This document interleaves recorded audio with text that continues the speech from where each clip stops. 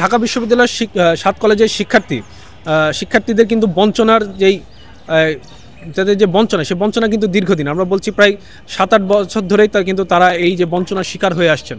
আমরা দেখেছিলাম তারা যখন জাতীয় বিশ্ববিদ্যালয়ের অধীনে ছিলেন তাদের একটি নিরাপদ শিক্ষা জীবন ছিল, তারা নিয়মিত ক্লাস পরীক্ষা দিচ্ছিলেন এবং খুব দ্রুত সময়ের ভেতরে তারা কিন্তু তাদের ফলাফল নিয়ে তারা তাদের কর্মজীবনে প্রবেশ করতে পারছিলেন। কিন্তু ঢাকা বিশ্ববিদ্যালয় আসার পর থেকে কিন্তু আমরা দেখছি যে তাদের নানা ধরনের সংকট তারা মুখোমুখি হচ্ছেন এবং বিভিন্ন সময় কিন্তু আমরা দেখেছি যে ৭ কলেজের শিক্ষার্থীরা নীলক্ষেতে সড়ক অবরোধ করেছে, তাদের দাবি দেওয়া ঢাকা বিশ্ববিদ্যালয়ের কাছে প্রশাসনের কাছে তারা তুলে ধরেছেন। কিন্তু আমরা কিন্তু কখনোই ঢাকা বিশ্ববিদ্যালয়ের প্রশাসনকে এই বিষয়গুলো নিয়ে, তাদের সমস্যা নিয়ে সমাধানে আসার যে চেষ্টা, সেই প্রচেষ্টা কিন্তু আমরা দেখি নাই। আমরা দেখেছিলাম যে আমাদের বর্তমান বিশ্ববিদ্যালয়ের প্রশাসন তারা দায়িত্ব নেওয়ার পরে বলেছিলেন যে ঢাকা ৭ কলেজের জন্য তারা একটা আলাদা ভবন নির্মাণ করবেন, সেই প্রক্রিয়ার অগ্রগতিটুকু সেটাও আমরা কিন্তু জানি না। সুতরাং ঢাকা বিশ্ববিদ্যালয় ৭ কলেজের যে শিক্ষার্থীরা, তাদের বঞ্চনা থেকেই তারা রাজপথে নেমে আসতে বাধ্য হয়েছেন বলে আমরা মনে করি এবং তাদেরকে বিভিন্নভাবে অনেকেই উস্কানি দিয়ে থাকতে পারেন, কিন্তু সেই উস্কানির কারণে তাদের যে বঞ্চনা, সেই বঞ্চনা কিন্তু আসলে মিথ্যে হয়ে যায় না।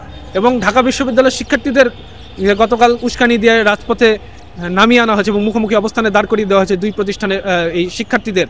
সেটা আসলে আমরা মনে করি যে সামনের দিনে যে আমরা বাংলাদেশে একটি নিরাপদ শিক্ষা প্রতিষ্ঠান চাইছি, সেই নিরাপদ শিক্ষা প্রতিষ্ঠান বিনির্মাণে কিন্তু আসলে বাধা সৃষ্টি করবে। গতকাল আমরা জানতে পেরেছি যে ৭ কলেজ, ঢাকায় যে ৭ কলেজ অবস্থান আছে, সেই ৭ কলেজের প্রতিনিধিরা ঢাকা বিশ্ববিদ্যালয়ের প্রভিসি সাথে দেখা করতে গিয়েছিলেন এবং প্রভিসির দুর্ব্যবহারের প্রেক্ষিতে কিন্তু তারা গতকাল আন্দোলনের ডাক দিয়েছিল এবং পরবর্তীতে আমরা রাতের বেলা দেখেছি যে ৭ কলেজের শিক্ষার্থীরা এবং ঢাকা বিশ্ববিদ্যালয়ের শিক্ষার্থীরা তারা এই নীলক্ষেত মোড়ে মুখোমুখি অবস্থানে ছিলেন এবং পরবর্তীতে আমরা সংঘর্ষের ঘটনাও দেখেছি এবং সেখানে পুলিশের তৎপরতা বা বিশ্ববিদ্যালয় প্রশাসনের যে তৎপরতা, সেটা আসলে আমাদের জন্য খুবই হতাশাব্যঞ্জক। বিশ্ববিদ্যালয় প্রশাসনের পক্ষ থেকে এই সংঘর্ষ নিরসনে যেই তৎপরতা থাকার কথা ছিল, সেই তৎপরতা কিন্তু আমরা দেখতে পাই নাই। উল্টো যেই প্রভিসি, ঢাকা বিশ্ববিদ্যালয়ের প্রভিসি, তিনি যে দুর্ব্যবহার করেছিলেন, তিনি পরবর্তীতে আপনি জানেন যে একটি ভিডিও বার্তায় তিনি ক্ষমা চেয়েছেন ৭ কলেজের শিক্ষার্থীদের কাছে। কিন্তু আমরা দেখছি যে এই যেই বিষয়কে ঘিরে যে আসলে সংঘাতের সৃষ্টি হচ্ছে ঢাকা বিশ্ববিদ্যালয় এবং ৭ কলেজের শিক্ষার্থীদের, যেটি হচ্ছে 7 কলেজকে ঢাকা বিশ্ববিদ্যালয়ের অধিভুক্ত করা।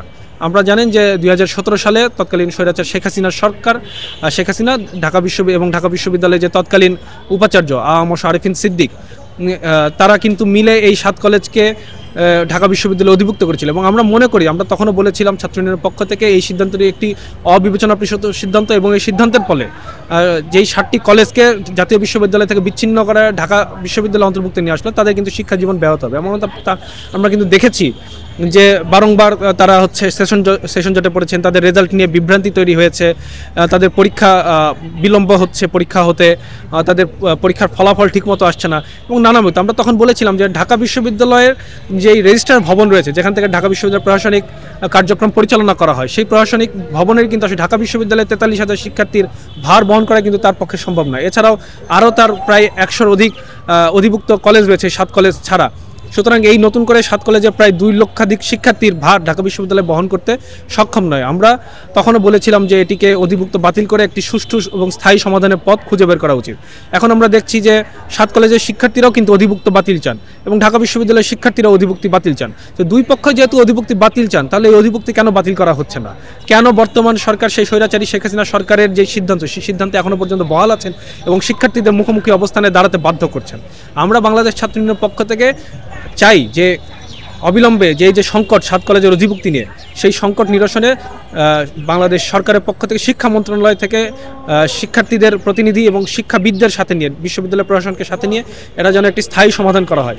হয় ঢাকা বিশ্ববিদ্যালয় থেকে তাদেরকে সরিয়ে নিয়ে তারা যদি স্বতন্ত্র প্রতিষ্ঠান করা সম্ভব হয়, তাহলে স্বতন্ত্র প্রতিষ্ঠান করা, অথবা তাদেরকে পুনরায় জাতীয় বিশ্ববিদ্যালয়ে নেওয়া সম্ভব হলে জাতীয় বিশ্ববিদ্যালয়ে যেই প্রক্রিয়া সঠিক হবে সকলের মতামতের ভিত্তিতে, সেই প্রক্রিয়ায় যাওয়া উচিত বলে আমরা মনে করি।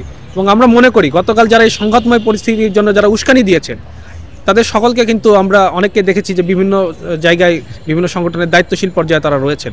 আমরা কখনোই একটি দায়িত্বশীল লোকের কাছ থেকে এই ধরনের উস্কানি আশা করি না এবং যারা এই উস্কানি দিয়ে সংঘাতের পরিস্থিতি সৃষ্টি করছেন, তাদেরকে দ্রুত তাদেরকে আইনের আওতায় নিয়ে আসার দাবি আমরা জানাচ্ছি।